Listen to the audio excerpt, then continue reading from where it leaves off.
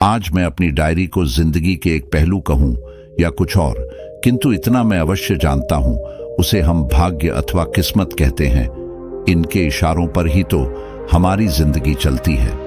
हम सोचते हैं जो भी कार्य हम कर रहे हैं अपनी मेहनत और लगन से कर रहे हैं। इस बात पर कुछ लोगों को अहंकार भी हो जाता है कि हमारे पास जो भी है हमारी अपनी मेहनत और कर्मों का नतीजा है, किंतु ये नहीं सोचते कि ये सब हमारे भाग्य में ही लिखा था। हम तो बस अपना कर्म करते हैं, किंतु होता वही है जो भाग्य में लिखा होता है।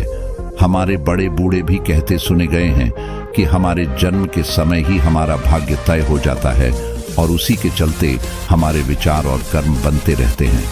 कुछ इसके विपरीत भी बोलते हैं, किंतु जब जिंदगी उन्हें उनकी असलियत से रूबरू कराती है तो वे भी भाग्य को मानने के लिए तत्पर हो जाते हैं। कई बार हम सोचते कुछ और हैं और होता कुछ और है। ये सब हमारे नसीब का ही तो खेल है। अब देखो ना, बातों ही बातों में मैंने भाग्य, किस्मत, नसीब कितने नाम गिना दिए। नाम भले ही कई हों, अर्थ तीनों का एक ही है। पुरानी कहावत है, भाग्य के लिखे को कोई नहीं मिटा सकता। इसे राजा को रंक और रंक को राजा बनाने में देर नहीं लगती। इसी विषय पर मैं आपको एक कहानी बताता हूँ। नमस्कार दोस्तों, बोधि शिक्षा YouTube चैनल पर आपका तहे दिल से स्वागत है। एक राजा था, उसका राज्य बहुत ही खुशहाल था। उसके 3 बेटियां थीं। सब कुछ शांतिपूर्ण तरीके से चल रहा था। राजा की तीनों बेटियां अपने पिता से बेहद प्रेम करती थीं।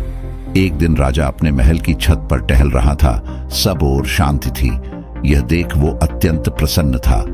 कुछ देर पश्चात पता नहीं राजा को क्या सूझी, राजा जब दरबार में गया तो बोला, सभी लोग मेरा दिया मेरे भाग्य का खाते हैं। सभी दरबारियों ने हाँ में हाँ मिलाते हुए कहा, जी महाराज, हम सभी आपका दिया और आपके भाग्य का खाते हैं। राजा उनकी बात सुनकर अत्यंत प्रसन्न हुआ। तभी दरबार में उसकी बेटियां भी आ गईं। राजा ने सोचा, लगे हाथ बेटियों से भी इस बात पर समर्थन की मुहर लगवा लेते हैं, और अपनी बेटियों से बोला, मेरी प्यारी बच्चियों, क्या तुम लोग भी मेरा दिया खाती हो, मेरे भाग्य का खाती हो? दोनों बड़ी बेटियां बोली, जी पिताजी महाराज, हम आपका दिया और आपके भाग्य का खाती हैं। किंतु तीसरी बेटी मोहिनी चुप रही। महाराज ने देखा तो बोले, बेटा मोहिनी, क्या तुम मेरी बात से सहमत नहीं हो? मोहिनी बोली, जी नहीं महाराज, ऐसी कोई बात नहीं। वैसे तो मैं आपके राज्य में रहती हूँ और आप हमारे पालनहार हैं, किंतु रही बात भाग्य की तो वो मैं अपने नसीब का खाती हूँ। भरे दरबार में किसी ने भी राजा की बात का विरोध नहीं किया और उसकी अपनी ही बेटी उसके विरुद्ध बोल रही है। इसमें राजा को अपना अपमान लगा। उसने अपने क्रोध पर नियंत्रण करते हुए कहा, बेटी मोहिनी, कहीं तुम भूलवश गलत तो नहीं बोल गई? जी नहीं पिताजी महाराज, मैं अपने भाग्य का दिया ही खाती हूँ। उसने पुनः अपनी बात दोहरा दी। सभी दरबारी शांत थे। इस बार राजा को क्रोध आ गया और बोला, देखते हैं तुम कैसे अपने भाग्य का खाती हो। ये भाग्य ही तो अपना खेल खेल रहा था। कुछ दिनों पश्चात राजा ने अपनी दोनों बेटियों का विवाह किसी बड़े राज्य के राजकुमारों के संग कर दिया और तीसरी बेटी मोहिनी का विवाह एक कौवे से कर दिया जो उनके महल की मुंडेर पर आ बैठ गया था। मोहिनी ने इस विवाह का विरोध किया, किंतु राजा को तो जैसे जिद थी। बोला, अब अपने भाग्य का खाओ, और उसे राज्य से कुछ दूरी पर एक जमीन का टुकड़ा दे दिया। मोहिनी उस कौवे को साथ लेकर महल से बाहर आ गई। उस जमीन पर जाकर देखा तो वो बंजर जमीन थी। कहां वो महलों में रहने वाली नाजुक सी राजकुमारी, और कहां आज वो बंजर जमीन पर अपने पति कौवे के साथ थी। भाग्य का खेल वो समझ नहीं पाई और घबराकर रोने लगी। उसने कौवे को उड़ाना चाहा, किंतु वो उड़ा नहीं, उसी के संग रहा।